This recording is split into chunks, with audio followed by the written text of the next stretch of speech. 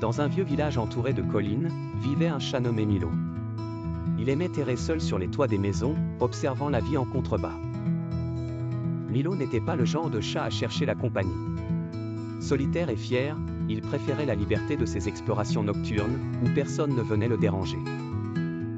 Sa fourrure grise se fondait dans les ombres, et il se sentait maître de ce royaume perché. Non loin de là, un corbeau nommé Hugo régnait dans les cieux. Hugo était un oiseau imposant, connu pour son cri effrayant et sa présence que beaucoup trouvaient lugubre. Les villageois craignaient son vol sombre au-dessus de leur maison et ses yeux perçants qui semblaient tout voir. On racontait même que croiser son regard portait malheur. Il n'avait jamais cherché à se lier aux autres animaux, car il savait que son apparence et sa réputation repoussaient tout le monde. Chaque matin, Milo et Hugo se croisaient. Le chat sur les toits et le corbeau dans les airs. Leurs regards s'accrochaient brièvement, mais aucun des deux n'avait jamais échangé plus qu'un signe de reconnaissance silencieux. Ils appartenaient à des mondes différents, l'un régnait sur les hauteurs de la terre, l'autre sur l'immensité du ciel.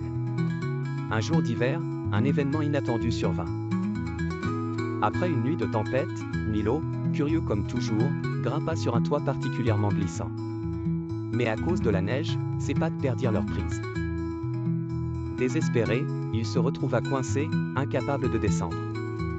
Le toit était trop raide, et chaque tentative de fuite le rapprochait dangereusement du bord. Alors qu'il commençait à désespérer, un bruit d'ailes lui fit lever les yeux. Hugo le corbeau survolait la scène, planant silencieusement au-dessus de lui. Pendant un moment, les deux se fixèrent.